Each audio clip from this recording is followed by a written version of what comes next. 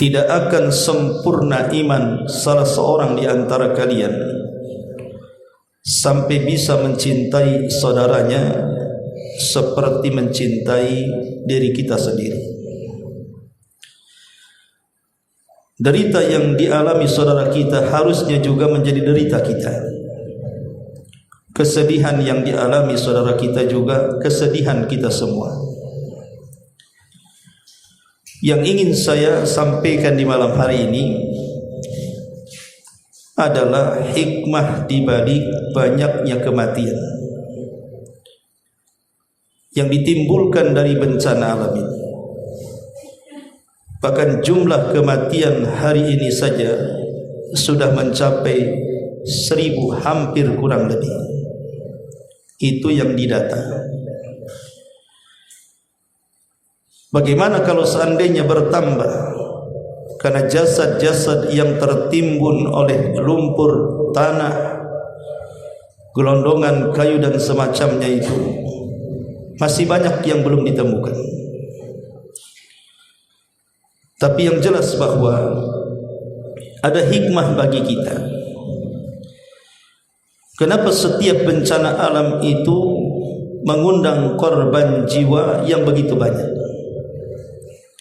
Ingat dulu tsunami, dalam hitungan menit saja sudah berguguran jiwa manusia. Bahkan saya saksikan sendiri waktu gempa di Ambon yang meratakan hampir satu kabupaten. Entah berapa jiwa yang terkurung dalam gempa itu yang berada di bawah reruntuhan. Belum lagi kemudian gempa di Jogja. Sekarang kemudian ada banjir bandang lagi. Yang terbaru Gunung Semeru yang akan meletus. Kenapa sampai kemudian seperti ini? Banyak sekali orang-orang yang meninggal di sana. Dan jumlahnya bukan 1 atau 2 jiwa. Sampai ratusan bahkan sampai ribuan. Ma'asyiral muslimin yang dimuliakan Allah Subhanahu wa taala, dan terhitung mereka meninggal itu boleh dikatakan meninggal mendadak. Karena siapa yang tahu bahwa mereka akan mati? Bahkan di antara mereka tidak ada yang menyangka bahwa akan ada banjir sedemikian dahsyatnya yang tercampur dengan lumpur, batu dan gelondongan kayu. Kalau seandainya mereka tahu mereka akan mati, saya kira mereka akan mengungsi sebelum bencana itu terjadi. Tapi kenyataannya manusia tidak tahu yang gaib. Terkadang bencana itu turun saat manusia sedang terlelap tidur. Atau terkadang bencana itu turun di waktu manusia sedang lalai mengejar dunia. Atau terkadang kematian itu di waktu-waktu yang manusia tidak sadar bahwa kematian itu sedang menjemput mereka. Itulah yang kita akan bahas. Kematian mendadak. Hadirin dan hadirat yang dimuliakan Allah Subhanahu wa taala. Di dalam Al-Qur'anul Karim, ayat yang sering kita baca, Allah Subhanahu wa taala mengatakan kullu nafsin dha'iqatul maut. Setiap jiwa itu pasti akan mengalami kematian. Siapapun jiwanya. Apakah mereka orang-orang mulia seperti para nabi dan rasul, ataukah mereka orang-orang biasa seperti kita? Apakah mereka para raja atau rakyat jelata seperti kita? Kematian satu hari pasti akan datang kepada kita. Buktinya seluruh para nabi, di mana mereka? Mereka semua berada di bawah tanah, kecuali nabi tertentu yang memang Allah tidak wafatkan sampai hari ini, seperti Isa bin Maryam. Tapi seluruh para nabi mereka sudah terpendam di dalam tanah. Jasad-jasad mereka sudah tidak ada lagi kita jumpai di permukaan bumi. Hatta para raja sekalipun, bahkan raja-raja yang mengaku Tuhan sekalipun. Fir'aun, di mana Fir'aun? Namrud, di mana Namrud? Dzunwas yang mengaku Tuhan, di mana Dzunwas? Dan banyak sampai kepada orang yang mengaku Tuhan sekalipun tidak luput dari kematian. Hadirin dan hadirat yang dimuliakan Allah Subhanahu wa taala, kematian itu sesuatu hal yang sudah dicatat, tepatnya di Lauhil Mahfuz. Dalam sebuah hadis Ubadah ibn Samit radhiyallahu anhu, dia mengatakan, aku mendengar Nabi sallallahu alaihi wasallam bersabda, inna awwala ma khalaqallahu al-qalam faqala lahu uktub qala rabbi wa madza aktub qala uktub maqadira kulli syai'in hatta taquma as-sa'ah. Kata Nabi SAW, makhluk yang pertama kali diciptakan adalah qalam. Maka dikatakan kepada qalam, catatlah. Qalam mengatakan, ya Rabb, apa yang akan aku catat? Maka qalam mengatakan, catatlah segala takdir, segala sesuatu yang akan berlaku sampai kiamat dibangkitkan. Lah di antara takdir yang dicatat itu adalah ajal. Makanya saat kita berada di perut ibu kita, malaikat diutus oleh Allah Subhanahu wa taala untuk mencatat rizkinya, mencatat ajalnya, mencatat amalannya, mencatat bahagia dan celakanya. Jadi ajal adalah sesuatu yang sudah dicatat. Kalau ajal sesuatu yang dicatat, artinya satu hari pasti akan sampai juga ajal kita. Masalahnya, ajal kita itu kan tidak tahu. Ada yang nampak sehat-sehat saja, tahu-tahu besoknya meninggal dunia. Ada yang nampak hampir mati karena koma, juga tidak mati-mati. Dari sini kita tahu bahwa jiwa itu tidak tahu kapan dia ajal dan kapan di mana dia akan ajal. Itulah yang Allah Subhanahu wa taala firmankan, wa ma tadri nafsum madza taksibu gadan wa ma tadri nafsun bi ayyi ardhin tamut. Tidak ada satupun jiwa yang mengetahui di mana dia akan meninggal dunia. Tetapi ibrah itu, kata ulama, bukan di mana kita mati. Terserah mau mati di negeri tempat kelahiran kita, atau negeri yang sangat mulia seperti Mekah dan Madinah, atau di negeri tempat hijrah dan safar kita, tempat itu tidak mempengaruhi kematian. Tetapi yang mempengaruhi kematian adalah bagaimana caranya kita mati. Apakah kita mati su'ul khatimah atau kita mati husnul khatimah? Itu yang jadi masalah. Bagaimana caranya kita mati? Hadirin dan hadirat yang dimuliakan Allah Subhanahu wa taala, baik kita akan bicara soal hikmah kematian. Apa hikmah kematian itu? Apakah orang-orang yang mati mendadak seperti yang terjadi kepada saudara-saudara hari ini yang tertimbun dengan lumpur, terbawa arus banjir, terkena runtuhan rumah sehingga mereka tidak bisa menyelamatkan diri mereka apalagi keluarga? Bahkan ada satu kisah dalam tragedi banjir itu, ada seorang ayah yang memegang bayinya. Ketika tim SAR datang, dia menyelamatkan bayinya, ayahnya tenggelam dan hanyut. Dia hanya menyerahkan bayinya, kemudian dia hanyut dan meninggal dunia. Artinya untuk menyelamatkan diri sendiri saja sudah kesusahan.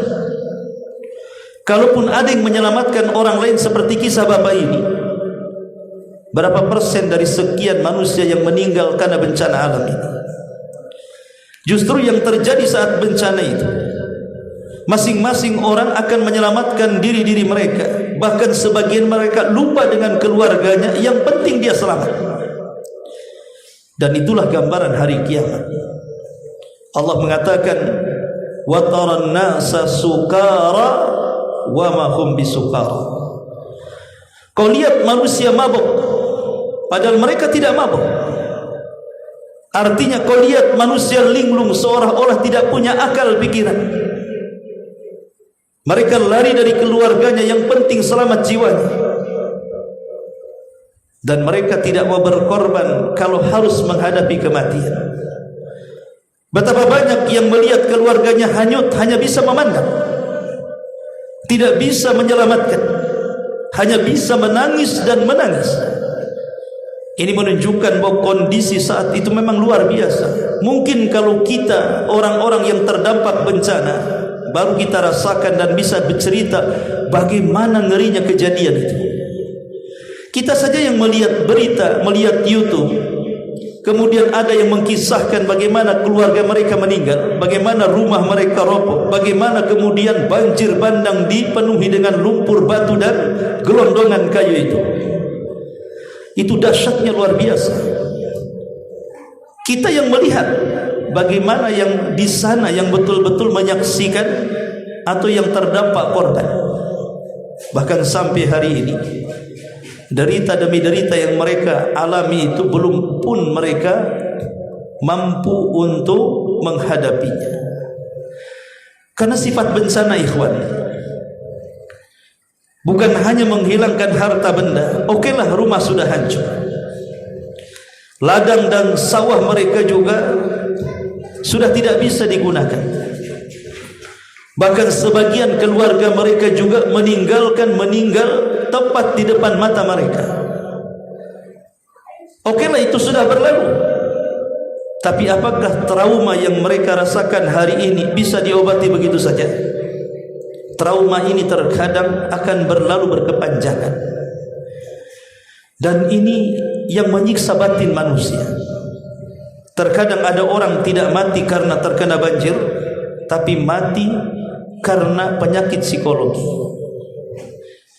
Karena terlampau mikir keluarganya sudah meninggal dunia, akhirnya dia putus asa. Lama-lama dia sakit, meninggal juga. Bahkan ada komentar hari ini yang meninggal itu bukan hanya terkena bencana alam, tapi karena kelaparan.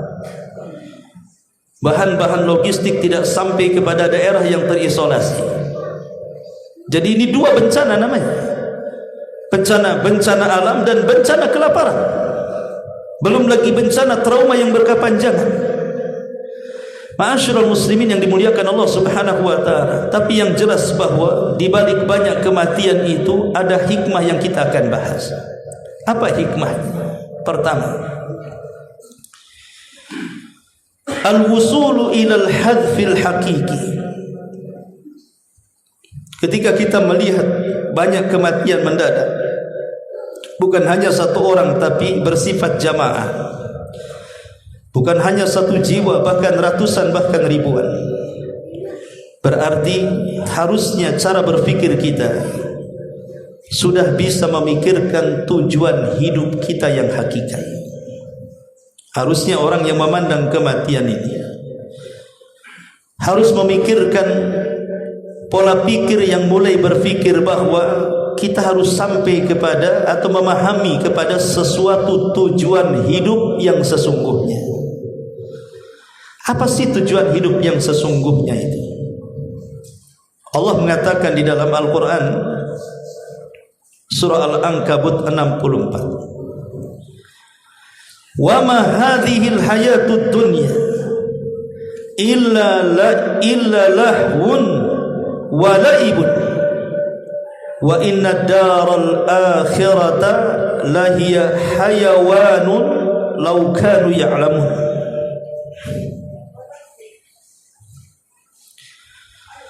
Di sini Allah mengatakan tidaklah kehidupan dunia ini kecuali hanya permainan dan senda gurau saja.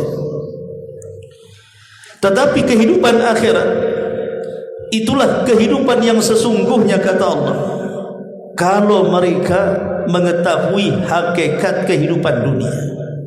Apa maksudnya di sini? Coba kita renungkan bencana alam yang akhir-akhir ini terjadi, enggak usah yang sudah berlalu.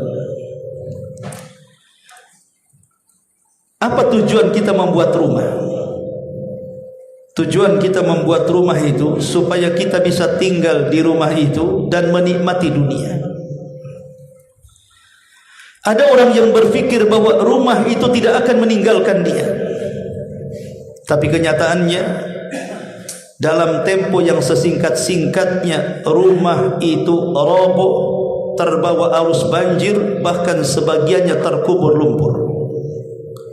Lalu apa yang bisa kita tempati rumah yang seperti itu? Itulah dunia. Sifatnya tidak kekal. Pasti ada waktu fananya. Kendaraan yang terkena arus banjir itulah bukan kendaraan kayak kita. Itu kendaraan mewah-mewah. Boleh jadi di antara kita tidak sanggup membelinya. Tapi apalah sifat dunia ini, terbawa arus banjir sekarang jadi seongkok rongsokan yang tidak berguna. Kemudian sawah dan ladang yang kita beli, yang setiap 3 bulan mungkin panen dan menghasilkan hasilnya, datang bencana, kita lihat bagaimana ladang itu hari ini terkubur lumpur dan tidak bisa ditanami. Dari sinilah hakikat dunia, ikhwan. Hakikat dunia itu bukan kehidupan. Ada waktu-waktu fananya. Karena segala sesuatu yang ada di bumi ini milik Allah Subhanahu wa ta'ala. Kalau Allah mau, Allah bisa hancurkan dengan sekejap saja. Lihat daerah-daerah yang terkena musibah itu. Sebelum terjadi musibah, lihat pemandangan mereka. Megah, dengan gedungnya, dengan rumah-rumah mewahnya, dengan jalan-jalannya, dengan fasilitas negaranya. Belum sebagiannya ada taman-tamannya, tempat rekreasinya. Semua orang datang kemudian takjub melihat pemandangannya. Tapi lihat setelah musibah, apa yang terjadi? Yang terjadi hanya sampah di mana-mana, batu di mana-mana, gelondongan kayu di mana-mana, lumpur di mana-mana. Bahkan boleh jadi ada orang yang tidak sanggup melihatnya. Kalaupun mereka menatap, bukan menatap keindahan, tapi menatap dengan penuh kesedihan. Seolah-olah persis seperti perkataan Uzair, Nabi Uzair alaihi salam, saat melihat Palestina roboh semua bangunannya, rata dengan tanah. Apa kata dia? Dia mengatakan, kaifa yuhyillahu hadhihi ba'da mautiha. Bagaimana mungkin Allah Subhanahu wa ta'ala bisa menghidupkan kota yang dulunya indah, sekarang mati, bisa dihidupkan kembali? Mungkin boleh jadi perkataan ini kita bisa katakan kepada daerah yang terdampak hari ini, kan? Perkataan Nabi Uzair yang dicantumkan dalam Al-Quran itu boleh jadi bisa kita katakan hari ini ke daerah-daerah terdampak itu. Apakah mungkin Allah Subhanahu wa ta'ala bisa mengembalikan seperti semula dengan dampak bencana yang luar biasa seperti ini? Maka faedah yang pertama, harusnya dengan adanya kematian jamaah seperti ini, harusnya cara pola pikir kita ini sudah mulai sampai memahami tentang hakikat kita ini hidup, bahwa kita ini tidak akan hidup selamanya. Akan ada waktu-waktunya ajal kita juga sampai kepada kita setelah ajal-ajal saudara kita yang tertimpa bencana. Karena yang namanya kematian itu tidak bisa dihindarkan dari siapapun. Ada istilah para ulama, al-qadaru al-hadaru la yamna'ul qadara. Al-hadaru la yamna'ul qadara. Menghindar dari kematian belum tentu dia bisa menghindar dari takdir kematian.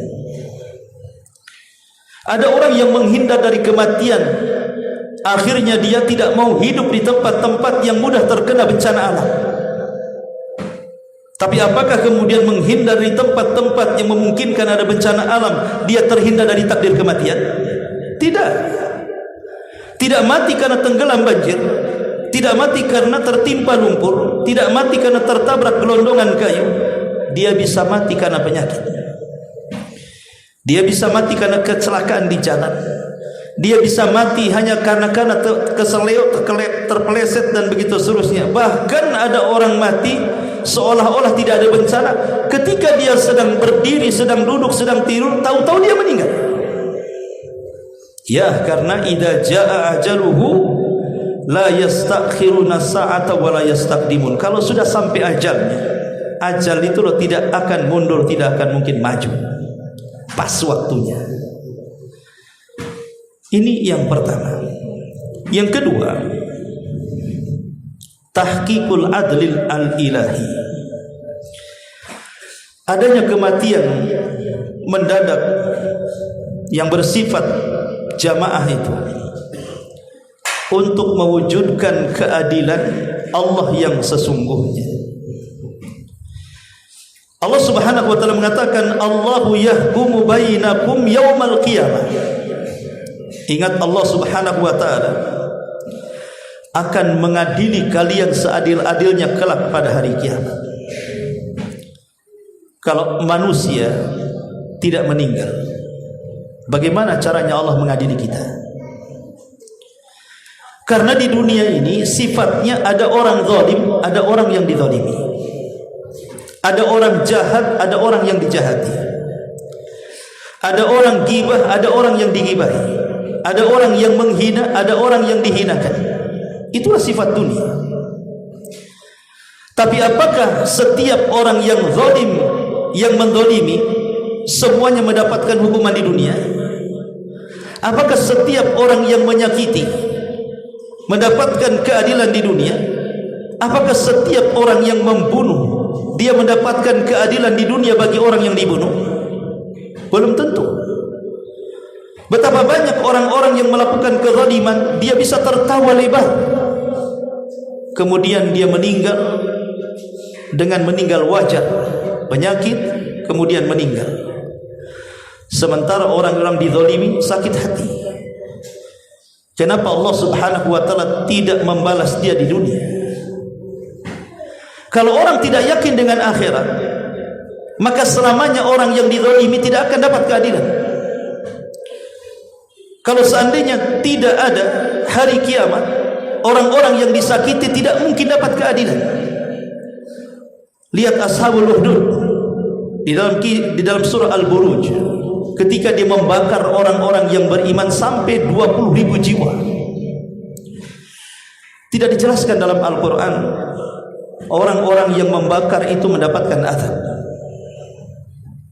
padahal mereka sudah membakar orang-orang yang beriman. Tapi Al-Quran tidak menjelaskan azab mereka di dunia. Kalau seandainya seperti ini, adilkah Allah? Tidak adil. Kenapa orang yang membakar orang-orang yang beriman, mereka kemudian tidak diazab di dunia? Kan tidak adil namanya. Tapi Allah itu maha adil.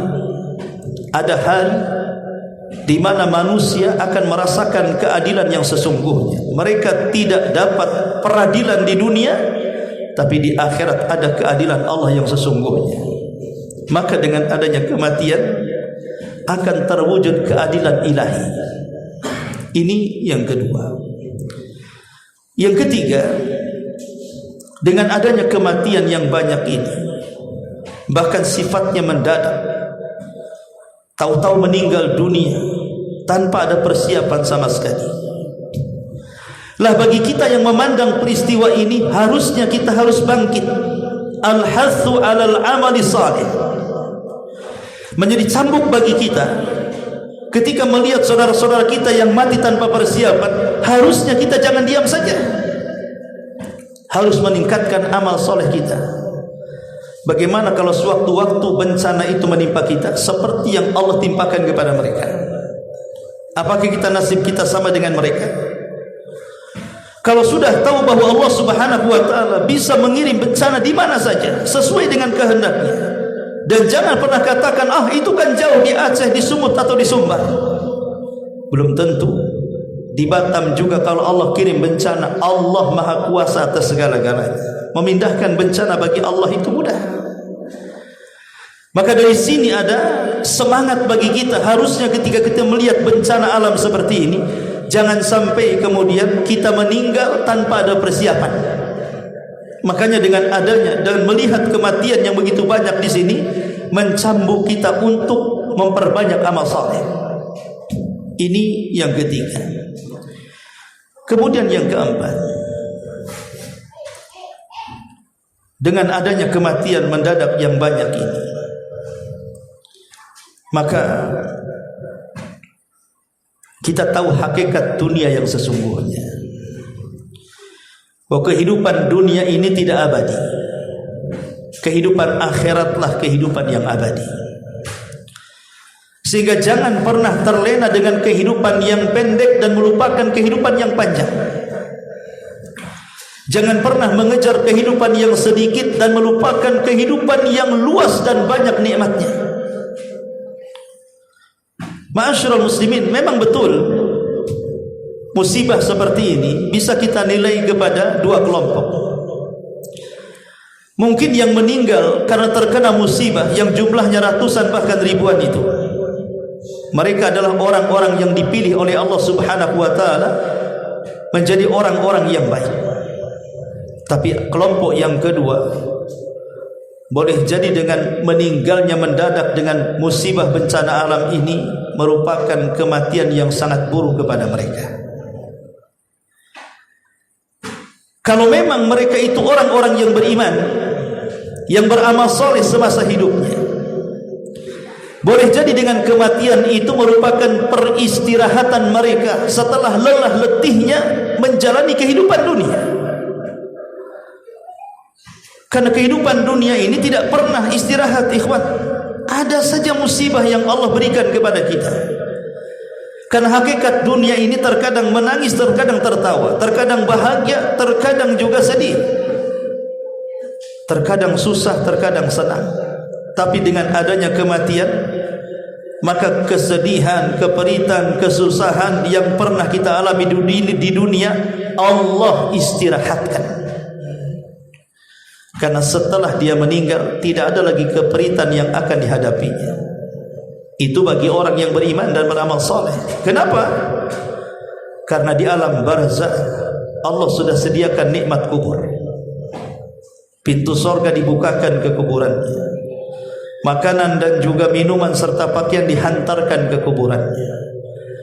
Dan dia diberikan nikmat seperti orang yang sedang melakukan pengantin baru. Kata Rasul, ucapan malaikat kepada orang yang berada di dalam kubur, nim naumatal arsh, tidurlah seperti pengantin baru.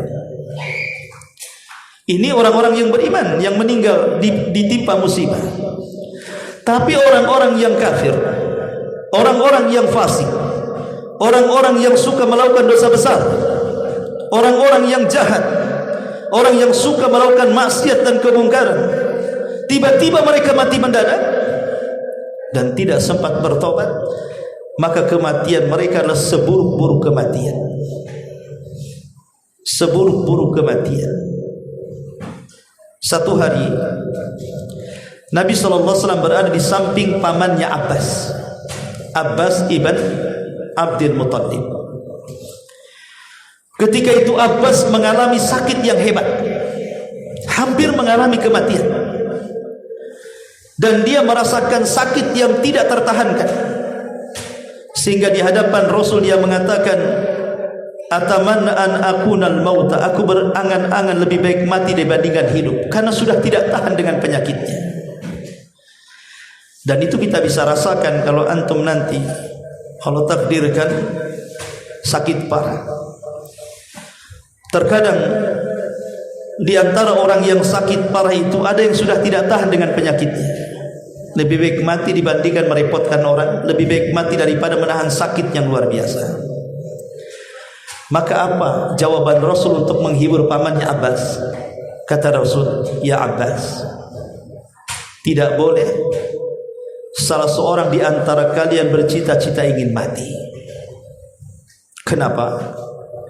Sebab kalau engkau orang baik,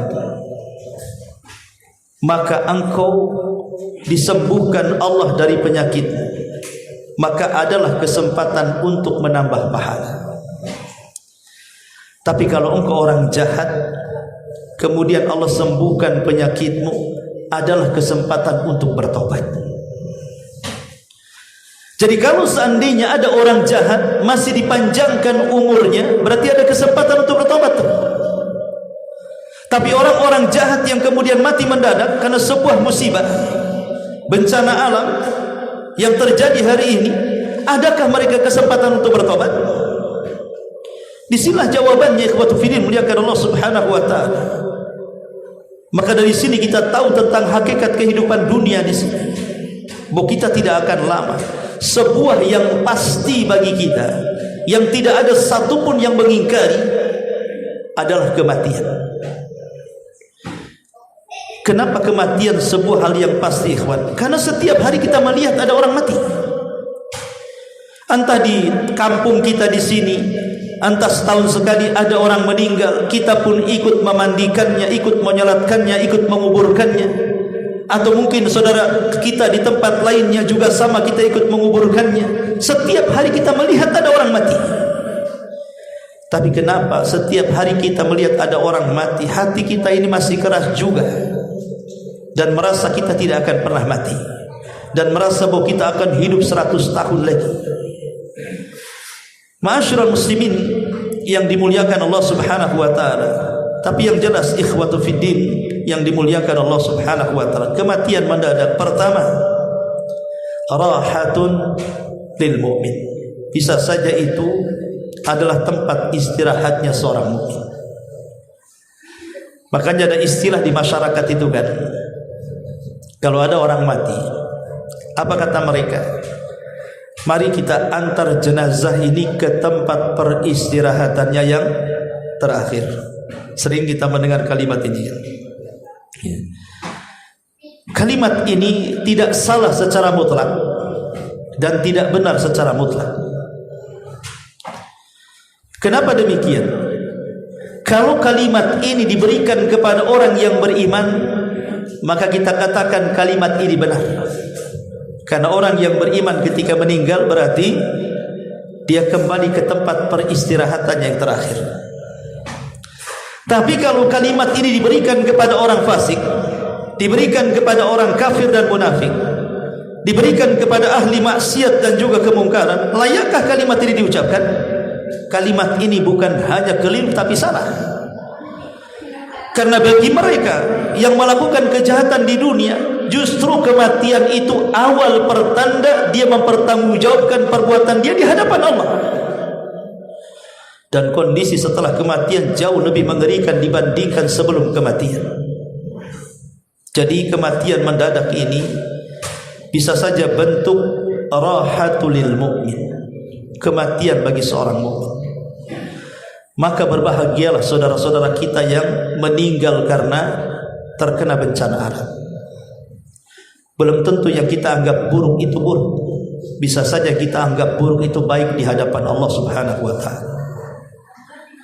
Bukankah Rasul mengatakan orang yang meninggal karena tenggelam syahid, orang yang meninggal karena runtuhan terkena timbul lumpur itu syahid, orang yang terbakar itu syahid, orang yang mati karena sakit perut atau kolera itu syahid, orang yang sedang melahirkan kemudian meninggal itu syahid.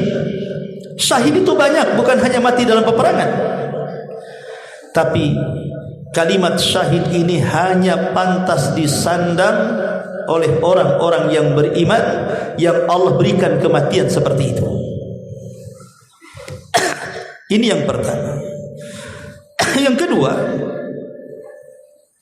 bahwa kematian mendadak ini sebuah kerugian bagi orang kafir dan orang fajir. Kenapa?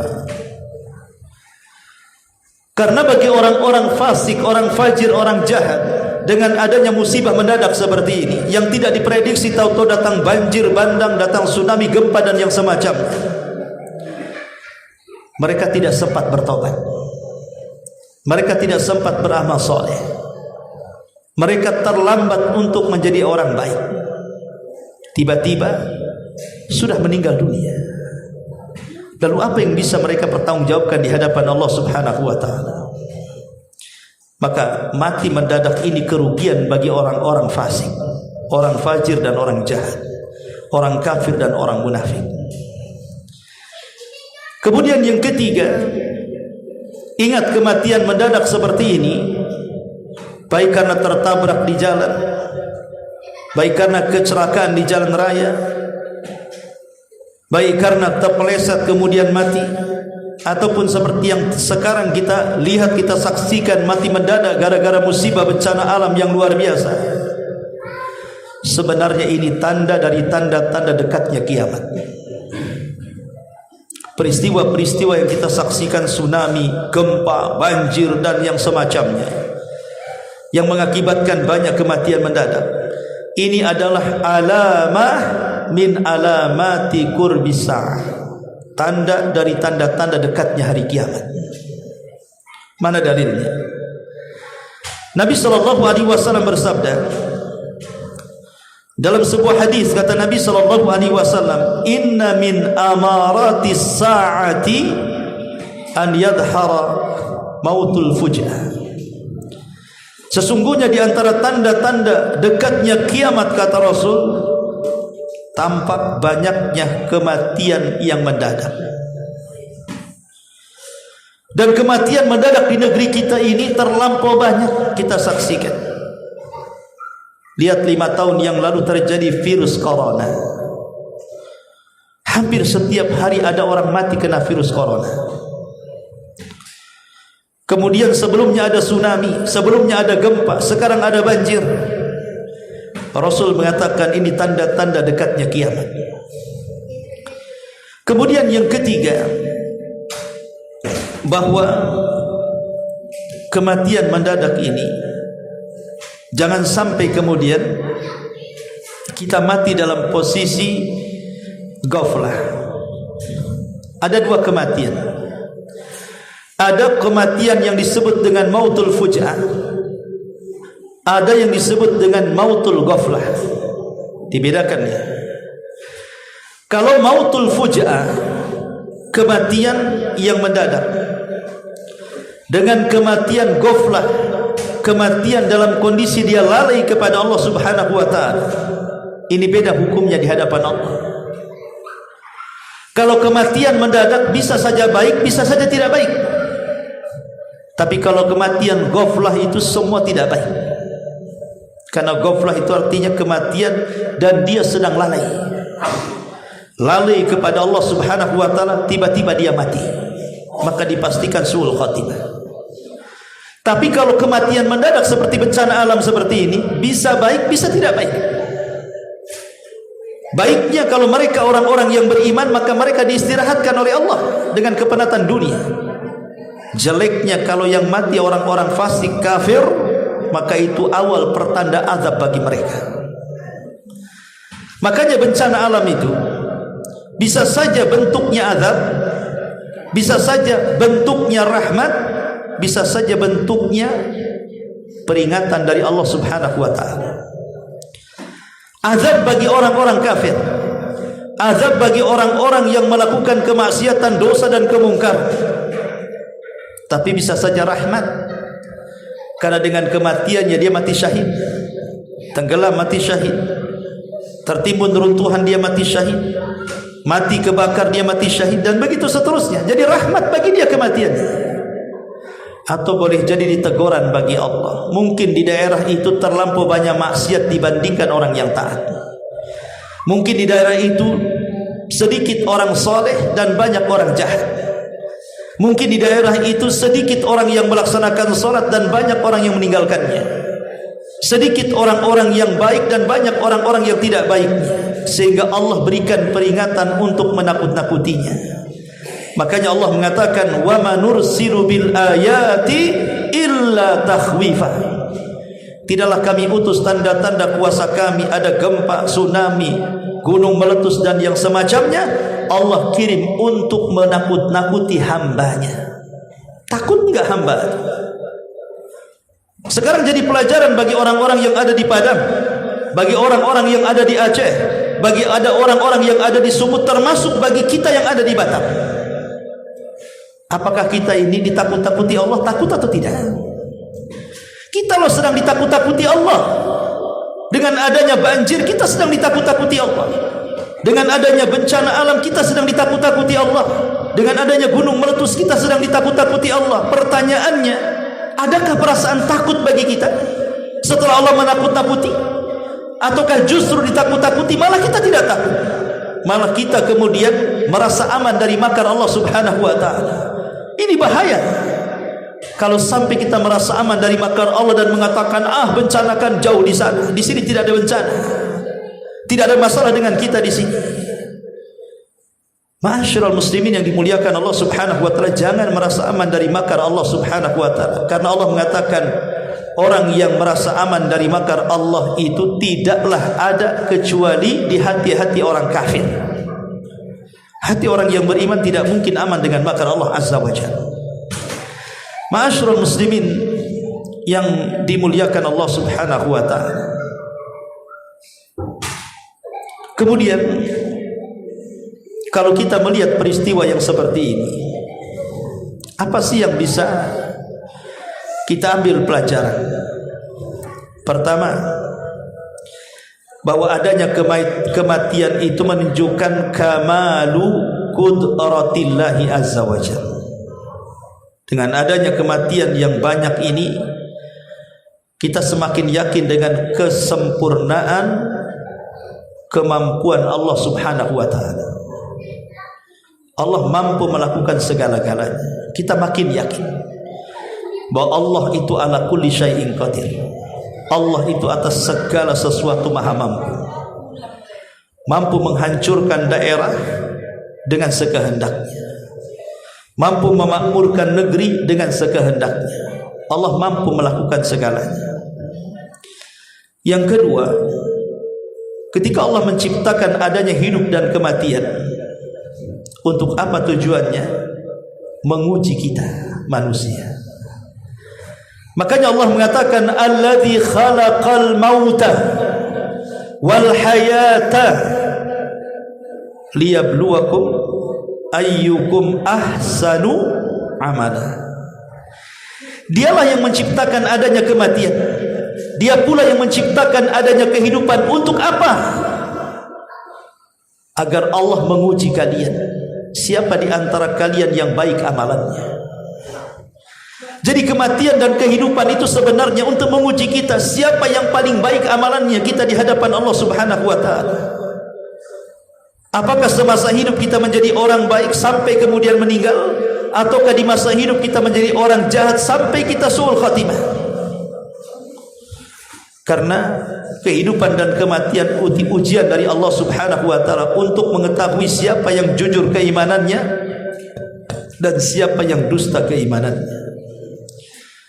Kemudian adanya keyakinan bahwa setiap jiwa ini pasti akan mati, dan kematian itu antrian setiap manusia.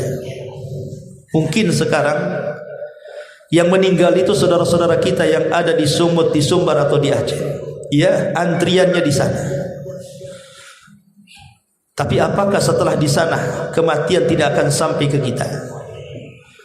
Kita ini sedang berada di antrian kematian. Kemarin si fulan, mungkin besok si Alan, mungkin lusa kita. Kan kita tidak tahu. Kematian itu hanya siapa yang duluan, siapa yang belakangan sebenarnya. Maka jangan lengah dengan adanya kematian ini. Kemudian juga kematian ini adalah hikmah yang besar. Kalau di dunia ini tidak ada kematian, ikhwan, mungkin dunia ini sudah sesak dengan manusia. Mungkin kita ini umat yang belakangan tidak ada punya tempat tinggal di bumi. Kalau sejak zaman Nabi Adam sampai hari ini tidak ada orang mati, Kira-kira antum mau tinggal di mana? Pertanyaan. Kalau kaumnya Adam masih hidup, kaum Ad masih hidup, kaum Samud masih hidup, kaum Madian masih hidup, dan kaum para nabi sebelum kita masih hidup, kira-kira antum dapat tempat gak di bumi? Gak ada tempat tinggal antum. Mungkin antum di pojok-pojok di bawah jembatan mungkin. Tapi dengan adanya kematian ini hikmah besar, supaya masih memberikan kesempatan orang-orang sesudahnya tempat tinggal di bumi. Makanya kenapa hari kiamat bumi dirubah bentuknya, bukan hanya bulat tapi terhampar, supaya umat terdahulu kalau hidup semua dicampur dengan umat yang terakhir, bumi ini menjadi muat bagi mereka. Itu hikmahnya. Ada hikmah di situ. Karena bumi yang kita pijak ini warisan daripada bumi sebelum orang-orang kita dulu. Kalau orang-orang dulu tidak meninggal, kita nggak dapat warisan hari ini tinggal di bumi.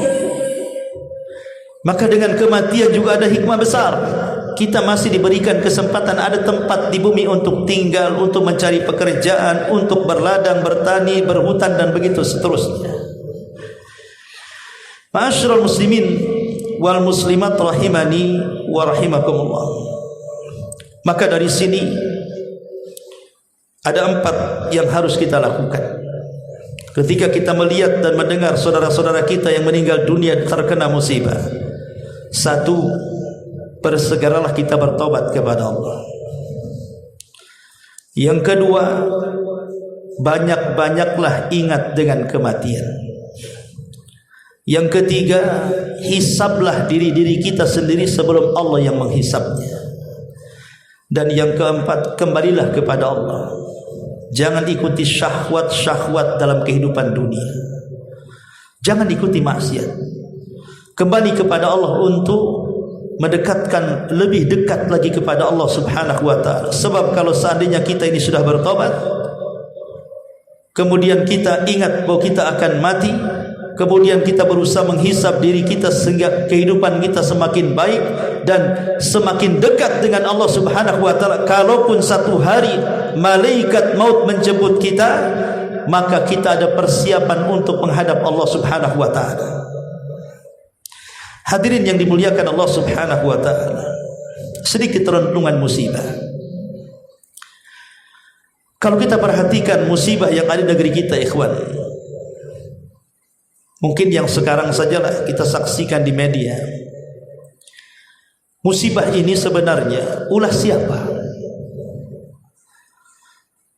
Karena pakar-pakar iklim, pakar-pakar lingkungan, kemudian juga pakar-pakar peneliti dan begitu semuanya sekarang kan angkat bicara.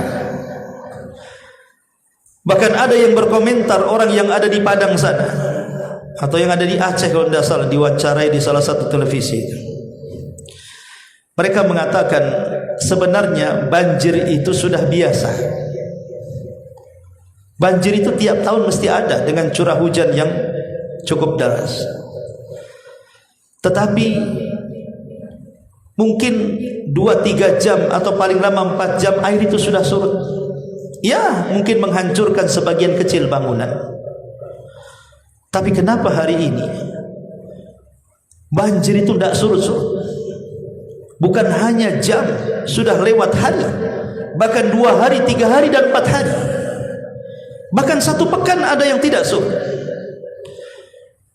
Sampai saya melihat di sebuah tayangan di YouTube itu, ada yang 3 hari, satu keluarga dia hanya bisa duduk di atas dahan pohon, tidak makan, tidak minum. Mau makan apa di atas pohon itu?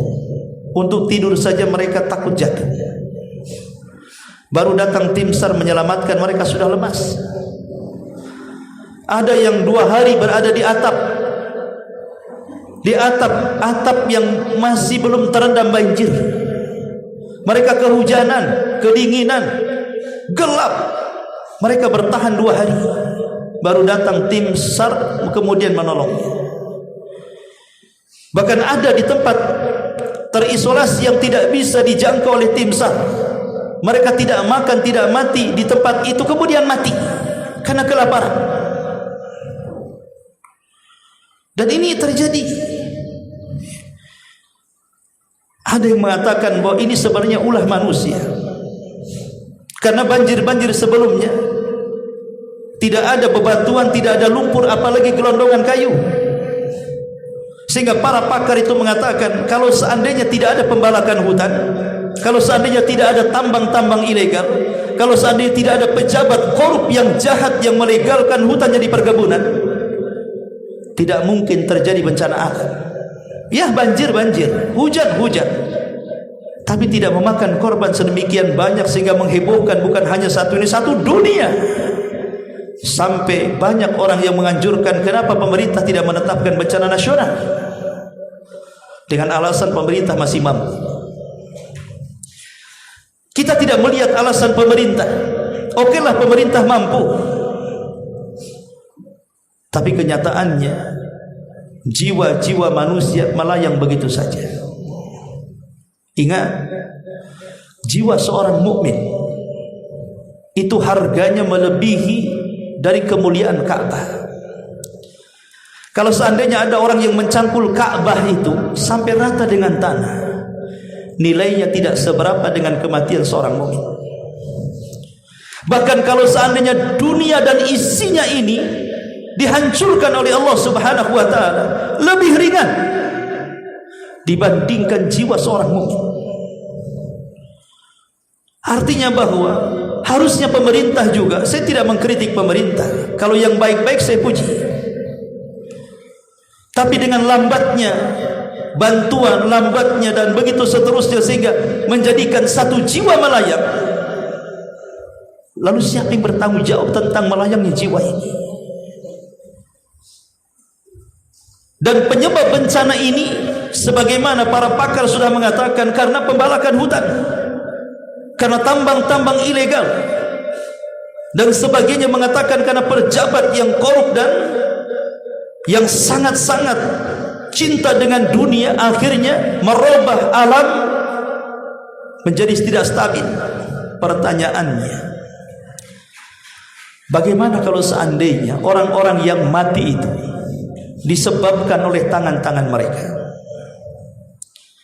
Apa yang akan dihadapkan kepada Allah? Bukankah Abdullah ibn Abbas pernah mengatakan, orang-orang yang dibunuh itu akan datang menghadap Allah dengan memegang kepala di tangan kanannya, tangan kirinya menyeret yang membunuhnya. Kemudian orang yang dibunuh ini meminta pertanggungjawaban di hadapan Allah dan mengatakan, ya Rabb, sal hadza lima qatalani. Ya Rabb, tanya orang ini, kenapa dia bisa membunuhku?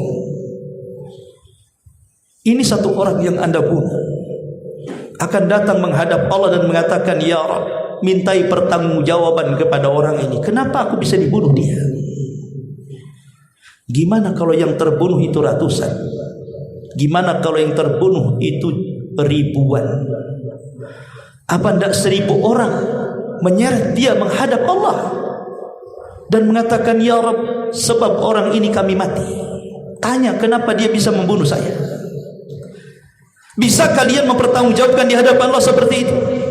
Menganggap nyawa manusia itu melayang sia-sia? Allah itu ketika menciptakan langit dan bumi ada tatanannya. Allah mengatakan dalam surah Ar-Rahman, wa wada'al mizan, wa wada'al mizan. Apa arti wa wada'al mizan? Allah menciptakan itu dengan penuh keseimbangan. Di sini hutan, di sini sungai, di sini tempat pemukiman, di sini gunung, di sini lautan. Allah sudah tentukan mana yang boleh dihuni, mana yang tidak boleh dihuni, mana yang boleh ditebang, mana yang tidak boleh ditebang, mana yang boleh dicemari, mana yang tidak boleh dicemari. Allah itu sudah menyeimbangkan alam. Kalau alam yang harusnya tidak dirusak kemudian dirusak, sungai yang harusnya tidak dicemari kemudian dicemari, maka jangan salah, tatanan kehidupan manusia bisa berubah. Ingat, hutan itu tentara Allah, sungai tentara Allah, batu tentara Allah, hujan tentara Allah, laut tentara Allah. Allah bisa saja menggerakkan tentaranya untuk meluapkan air ke daratan, untuk menjadikan bumi goncang, untuk menjadikan batu jatuh kemana-mana.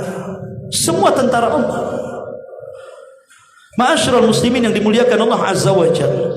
Maka dari sini ikhwatu fiddin, okelah para pakar itu sudah berkomentar.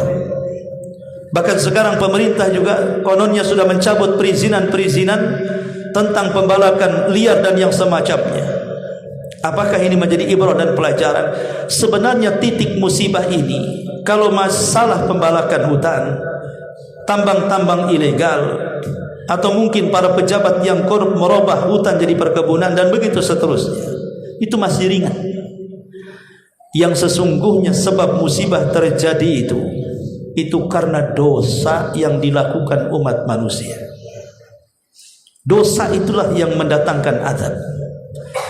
Dosa itulah yang menjadikan kemudian gempa datang, banjir datang, angin datang, gunung meletus dan begitu seterusnya. Makanya Allah mengatakan zaharal fasadu fil barri wal bahri bima kasabat aydin nas. Kerusakan yang terjadi di daratan dan di lautan itu disebabkan karena tangan-tangan manusia. Karena dosa-dosa manusia terjadi kerusakan di mana-mana. Maka kembalilah kepada Allah Subhanahu wa ta'ala. Jangan sampai kita tidak mensyukuri nikmat yang Allah anugerahkan kepada kita, dan jangan berbalik harusnya syukur jadi kufur. Inilah yang terjadi ketika nikmat berubah menjadi azab, itu karena syukur berubah menjadi kufur. Kita lihat kaum Sabah, negeri yang Allah istilahkan dengan sorga, dihancurkan dengan banjir. Kenapa? Karena kufur nikmat. Lihat kaum Ad yang dihancurkan dan tidak ada satu jiwa yang selamat. Kenapa dihancurkan? Karena kufur nikmat. Dan kaum-kaum sebelum Rasul sallallahu alaihi wasallam dihancurkan itu karena kufur nikmat. Contoh sederhana. Dulu negara Afrika itu negara paling kaya. Saudi itu kalah. Tapi karena mereka kufur nikmat, banyak peperangan, banyak pembunuhan, menghambur-hamburkan kekayaan, akhirnya menjadi negeri miskin. Tapi lihat negara Arab, negara yang kering, kelontang, tandus di mana-mana, tiba-tiba ada gas, ada minyak, ada apa-apa, sekarang jadi negara kaya-kaya. La in syakartum la azidannakum wa la in kafartum inna adzabi lasyadid. Kalau kalian syukur, ku tambah nikmat. Tapi kalau kalian kufur, kata Allah, azabku merata di mana-mana dan sangat pedih.